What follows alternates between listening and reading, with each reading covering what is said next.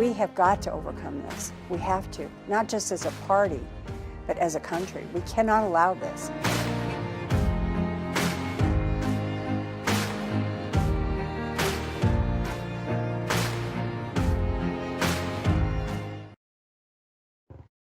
Good afternoon. I'm Karen Tumulty. I'm a columnist here at the Washington Post, and I cover politics. I want to thank you for joining us here at Washington Post Live, where our guest today is Cindy McCain, the wife of the late Senator John McCain and his partner through his entire career.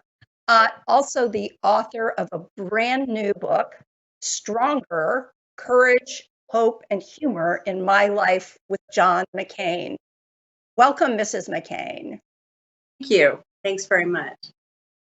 First of all, can I just say how riveting I found this book, how raw and how candid it was, and to just congratulate you on it. But why did you decide to write a book? Why did you decide to write this book? And why did you decide to write it now?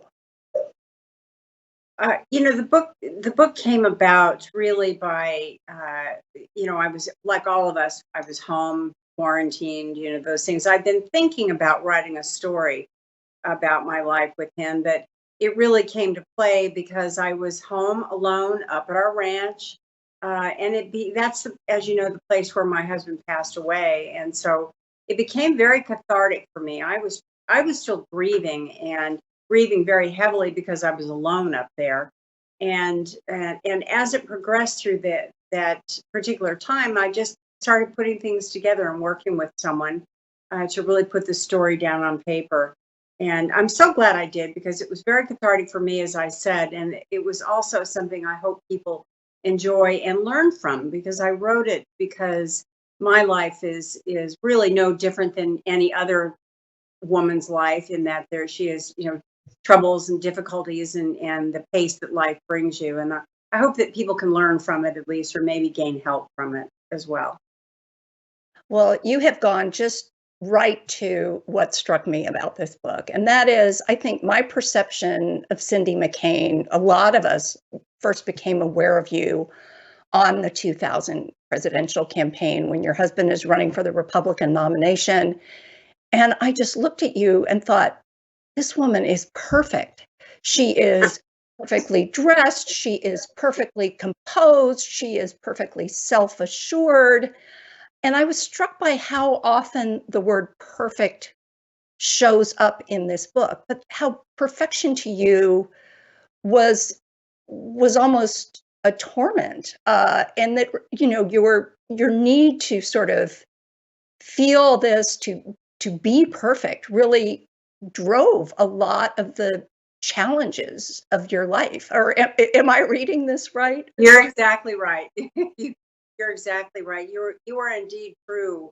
That was things that were self-inflicted on my part as well. There was a drive to be perfect. And in the early days in Washington, for a political spouse, it was kind of expected of you. You were to look perfect, be perfect, but also keep your mouth shut. And I'm not complaining about any of that. I've had a golden life with my husband. And so this is not beefing about what occurred to me early on, but it was something that I realized that for women, not just me, but other women around the country, you were expected to work, to raise your children, to have a beautiful home, to entertain, to do all the things you do and do it perfectly.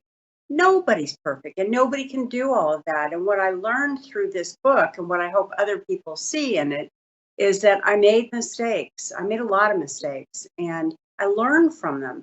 And probably the biggest lesson for me was I learned it's okay to be imperfect. It's okay to make mistakes as long as you learn from it.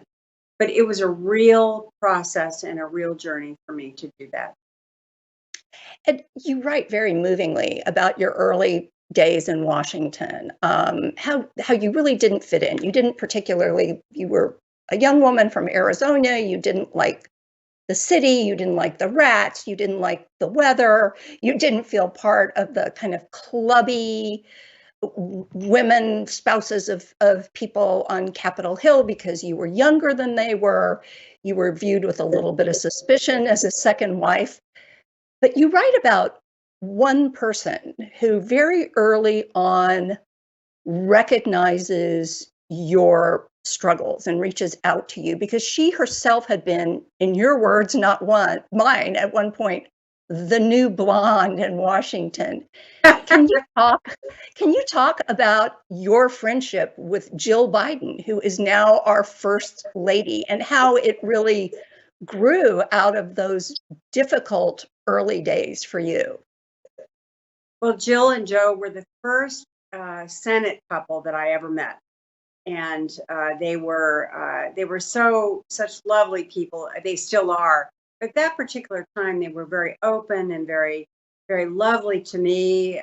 Being a new, I mean, because they had known John prior to that, but there's a little tidbit in there. It was actually Jill who introduced John and I at a party, and Jill made sure John met me, and it was the rest was history. But when we arrived in Washington, it was difficult for me because I was the outsider and I was the person that was viewed upon as with skepticism.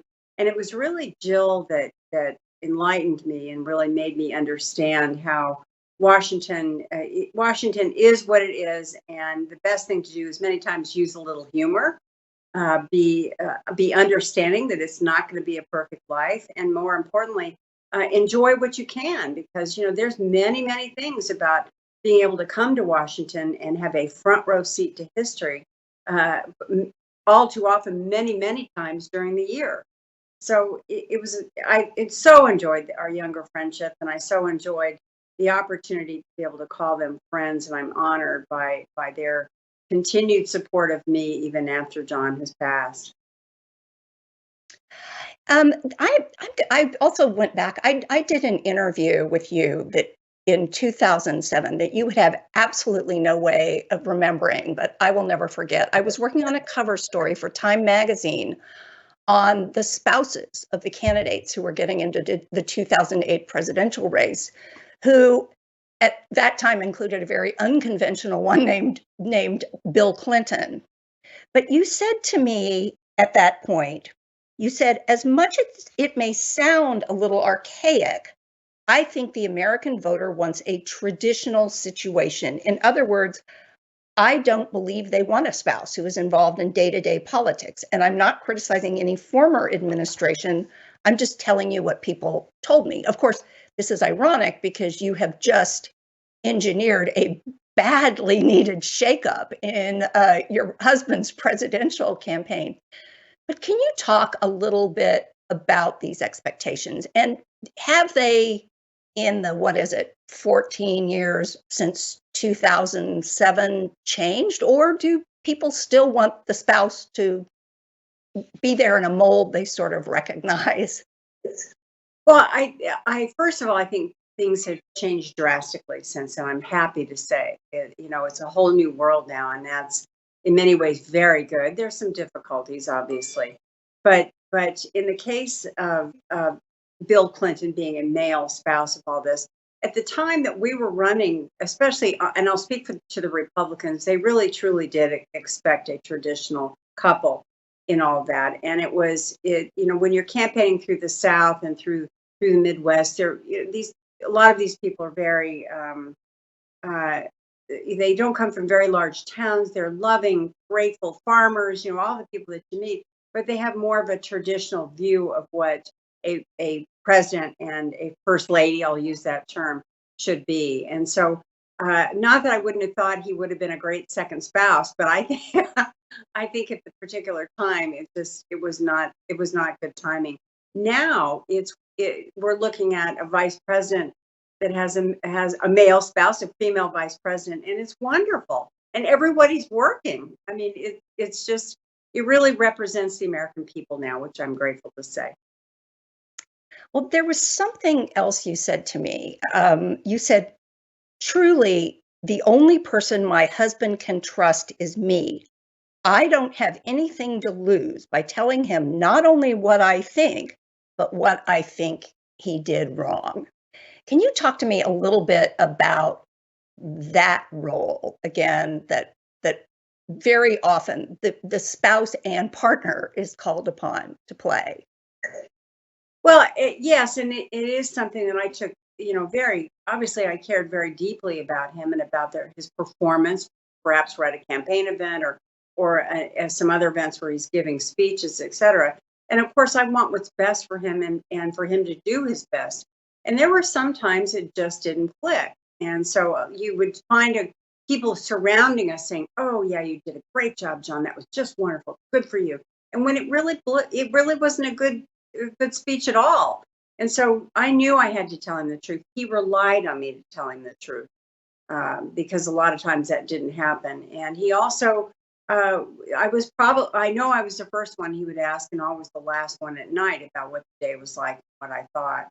And we were in that way, we were great partners because we had the same goal in mind, and that was getting him elected to whichever office he was running for, but also making sure that his performance and his message was getting out there in a cohesive and good way, and that was really my role. And I didn't mind it at all. I liked doing it. You were not really wild about the idea of him running in 2008, though, To say the least. well, the 2000 campaign had taken a horrible toll, especially on your children. You had struggled, you had had a number of struggles, including with substance abuse. You had suffered a stroke at the age of 50 that you were still recovering from. And you knew that if you had said, this didn't happen, it wouldn't have happened. So Exactly. what made you decide to essentially allow John McCain to take another shot at this? Well, it's easy for people to say, "Oh, I'm not going to do it. I'm not going to let him do it. It just isn't going to happen." Well, that certainly would have happened in our house if I'd said no to it. But who am I to say to a man who really had such incredible potential, "No, don't run for your dream job. Stay back. Don't do that. You don't need to do that." I just couldn't, in the end, couldn't say no because he wanted it so much and he wanted to do it. And so I felt that, what problems I had with regards to not liking what was going on or whatever it might be, I could get beyond that and help him and make sure that I could do the best I could to help get him elected. So you come from a very conservative, very Republican background. And yet, the politics of today are so different. And you had to endure Donald Trump attacking your husband for his war heroism, attacks that even continued after John McCain was dead. Could you talk a little, and ultimately, you were censured by the Republican Party in Arizona. Could you talk a little bit about what Republican politics have become, what conservatism has become, and whether you think there is really any way back at this point for the party? Well, right now, I believe that the party is struggling in a very deep way. There's a great divide within our party, and that therein lies the differences. And we saw many of those exhibited the day that the Capitol was overrun. People are hurting in whatever way they feel they've been left out in one way or another. And I think what occurred that day was certainly a good example of what was going on. But our party has been led astray, and our party is not the party of inclusion, the party of acceptance, the party of Abraham Lincoln that it was when John and I first started doing this. But I also believe that we can come back from this. There's a great pendulum in politics. We swing one way and then we swing the other way. And in the case of the Republican Party, I truly believe we can come back from this and will come back from it. But it's going to take some time because when you have someone on a daily basis telling you how rotten this country is and how rotten our party is or how rotten the other party is, it's civility has got to be brought back into politics. It has to be working across the aisle, being people that can agree to disagree on many tough subjects, but do it for the good of the country, not for the good of themselves. And that's really where we're at. That's the bottom line of where we need to be today. And I think both parties are struggling with that a little bit. So would Cindy McCain ever run for office?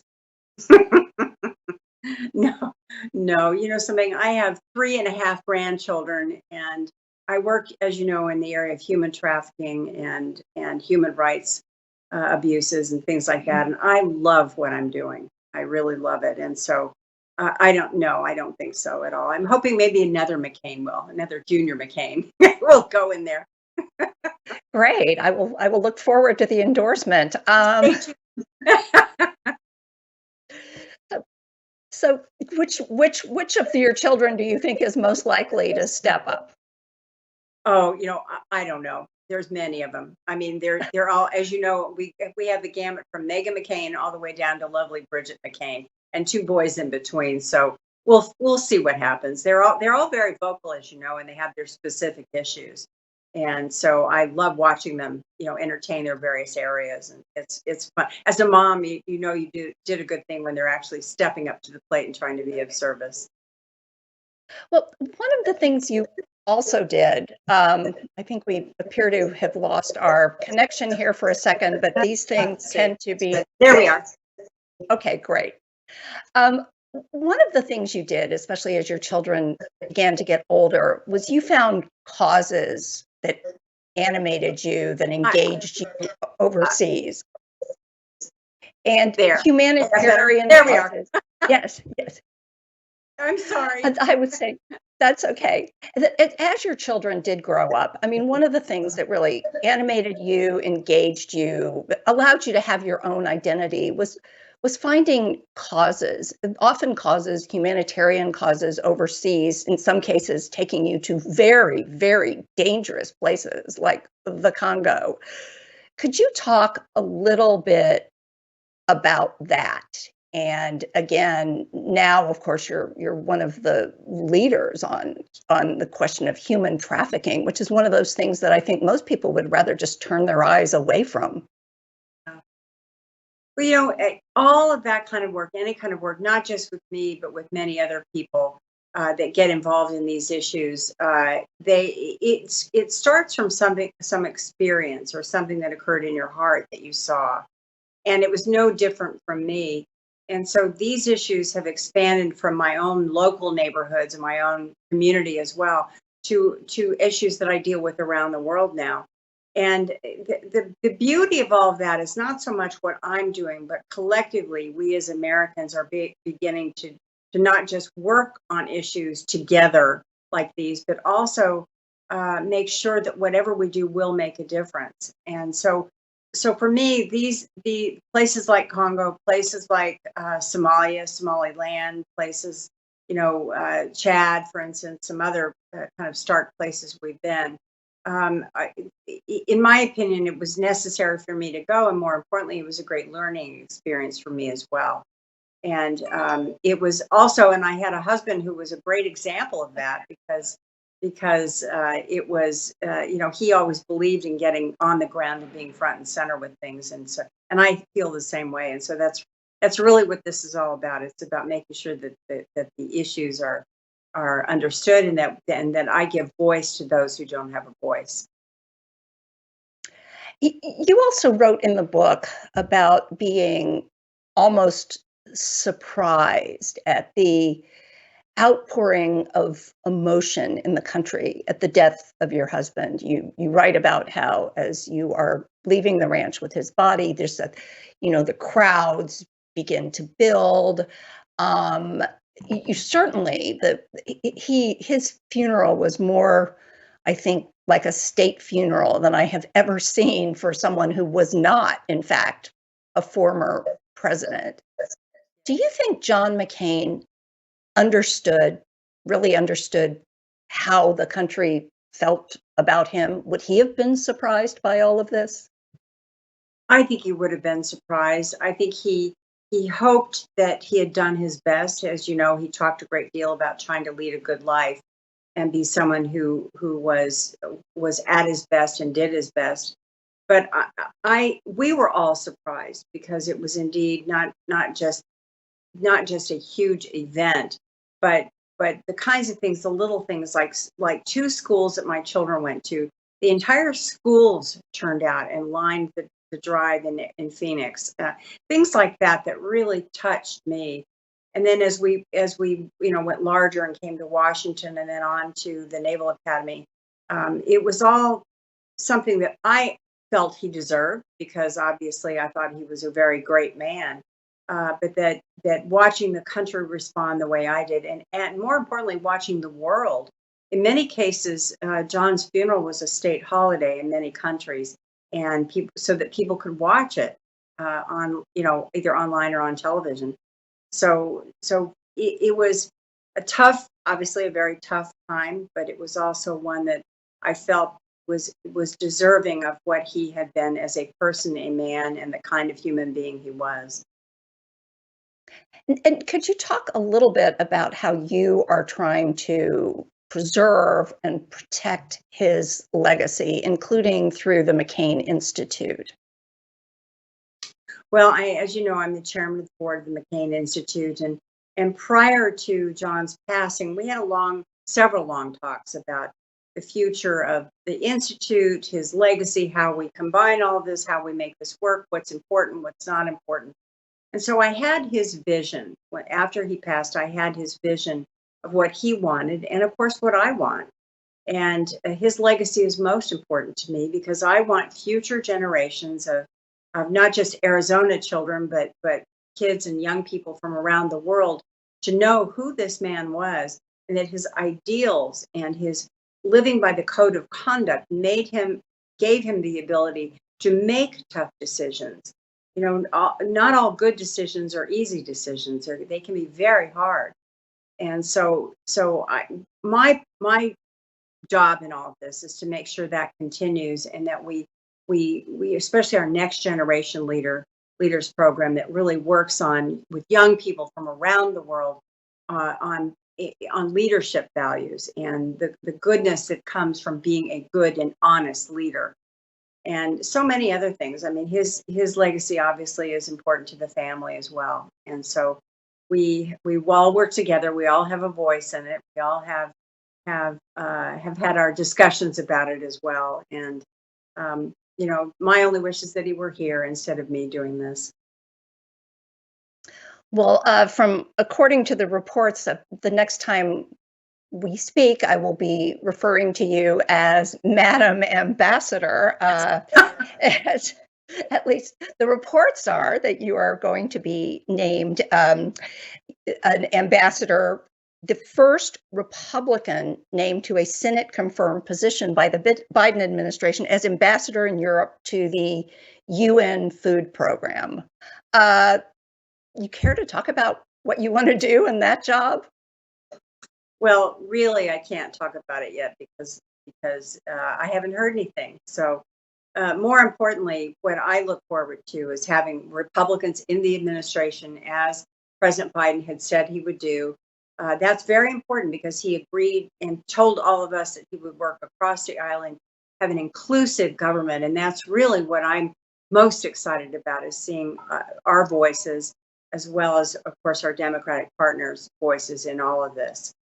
So I look forward to being of service in any way I can be. I'm someone who never thought I would be in this position, and I look forward to just being of service to a country that has served me so well.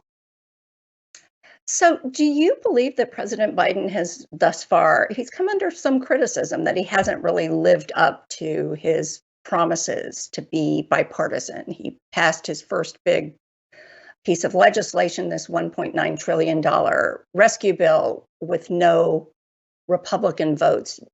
How well do you think he's doing on his pledge to be bipartisan? Well, let's be clear, it's only been 100 days. But with that said, I mean, I don't agree with President Biden on everything. I won't. I'm a Republican. But what I do miss, and I think we'll have with this president, is someone who will talk to us, again, sit down, listen to people, make the best decisions he can make or Congress can make together for the good of the country.